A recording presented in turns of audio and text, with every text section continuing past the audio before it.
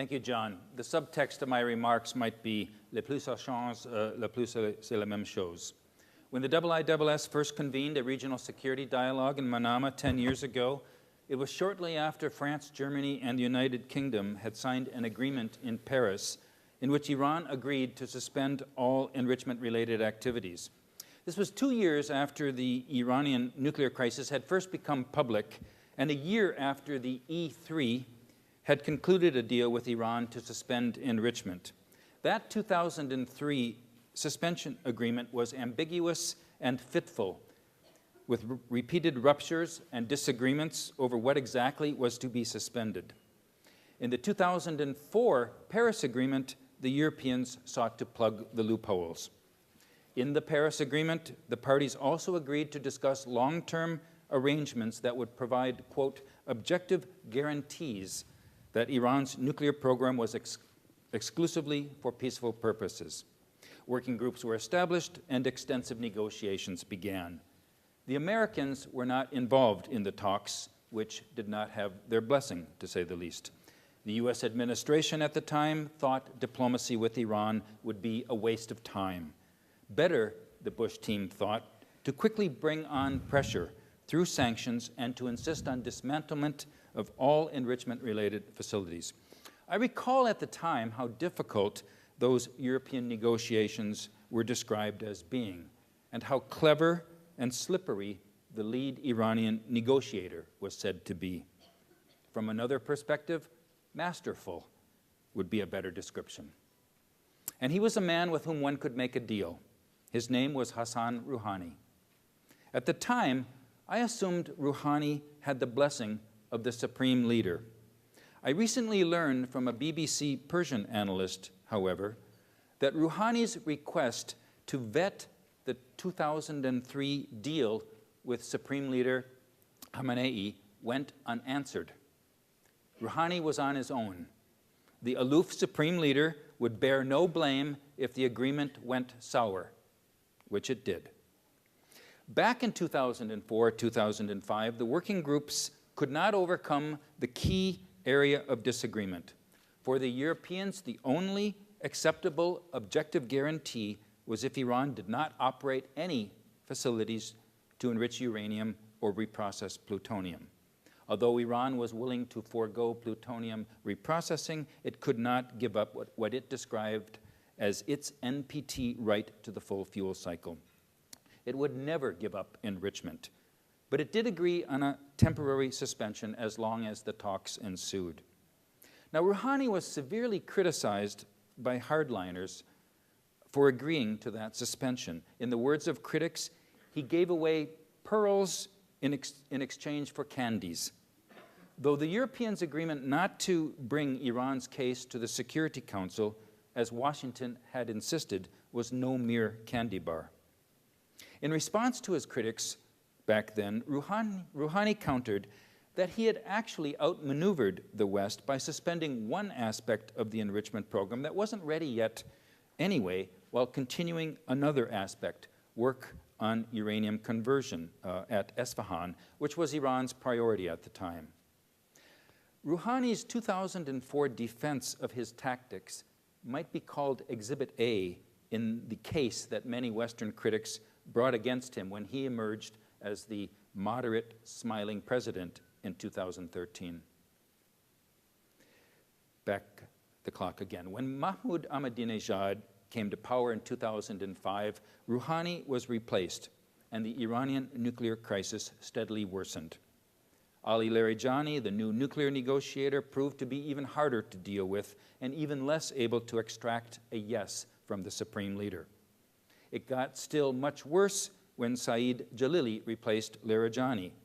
Bored to tears by Jalili's endless pontification in the talks, Western negotiators yearned for the wily Rouhani. They now have him again, and thank goodness. Only now the situation is far advanced. In December 2004, Iran had 164 operational centrifuges and 0 stockpile of enriched uranium. Work on a second-generation centrifuge model had stopped, and construction had yet to begin on a planned heavy water reactor at Arak. Today, Nearly 20,000 centrifuges have been installed, and Iran has a stockpile of low-enriched uranium that is enough for up to 6 bombs if further enriched. 1,000 of the centrifuges installed are the second-generation type, and the Arak reactor is most of the way to completion. On the positive side, progress on all of these aspects has been capped. As in 2003, Rouhani and his team 10 years later agreed to a suspension of sorts. Last year's interim deal, which was recently extended, is akin to a ceasefire in which Iran agreed to stop one aspect of the enrichment program, the production of near highly enriched uranium, and to cap the number of centrifuges in exchange for no new sanctions. As in 2003, however, last year's interim agreement had a loophole. It allowed research and development on more advanced centrifuges, and last month that loophole was partially plugged. Contrafactually, some observers wish that the West had agreed to Iran's proposals back then for a 3,000 machine pilot enrichment plant. It must be remembered, however, that that proposal, as fleshed out in spring 2005, sought growth to an industrial scale of 50,000 centrifuges to produce fuel for the Bushehr reactor, which was then still being built. Iran's nuclear plans haven't changed much over the years. Back in 2004, Iran had a plan for 8 reactors at 2 sites. Last month, Russia signed a memorandum to provide 8 reactors at 2 sites. Actually, that would make 9 altogether, counting the one at Bushehr, which is now operating. According to the latest deal, Russia will provide enriched uranium fuel for the lifetime of the reactors. Iran's agreement to this provision seems somewhat odd, considering that Iranian officials keep insisting that they cannot trust Russia to continue to provide fuel even for the first reactor. This lack of trust and not wanting to be beholden to foreign suppliers is ostensibly why Iran insists on making fuel for Bushehr 1. One reason a comprehensive agreement could not be reached by last month's deadline is that Iran was not willing to give up its quest for a large enrichment program. Now, were it up to them, I think that Rouhani and Foreign Minister Zarif would have been willing to accept limits to the program sufficient to satisfy the other side that all paths to a nuclear program would be blocked. But the Supreme Leader made his negotiator's job immensely more difficult in July when he insisted that Iran would need an industrial-scale enrichment program in the medium-term future. The head of Iran's Atomic Energy Agency explained the day later that this meant being able to refuel Bushehr 1 when the current Russian contract runs out in 2021, a contract that Russia is intent on renewing, consistent with its agreement to fuel the reactor for its lifetime. Given Russia's refueling agreement, Iran has no practical need for an enrichment program this size. Why then the insistence on it? Pride in Iran's technological achievements has something to do with it. But if so, Iran is paying a huge cost, well over $100 billion in sanctions for such an intangible, $1 million in sanctions for such an intangible goal. I conclude that a major reason has to do with the other purpose for uranium enrichment, because of the option it provides for nuclear weapons. Iran has been pursuing a nuclear hedging strategy for well over a decade. The question for the next 7 months is whether Iran will be willing to put this hedging strategy on ice, and for how long. I believe that Rouhani still wants to make a deal.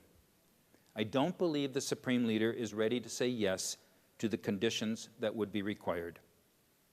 Maybe the best we can hope for is that when Rouhani calls him the next time with the details of a proposed deal, Khamenei again won't answer the phone.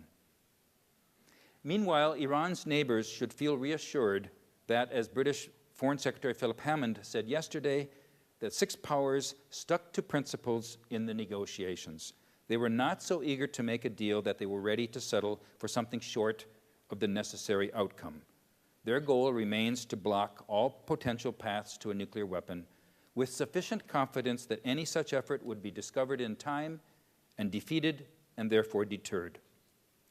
So if a deal is reached, and I hope this will be the outcome in the next 7 months, the Gulf Arab states and others who are concerned about Iran's capabilities and intentions should feel reassured that it will be a good deal, a deal that will enhance their security and contribute to regional security.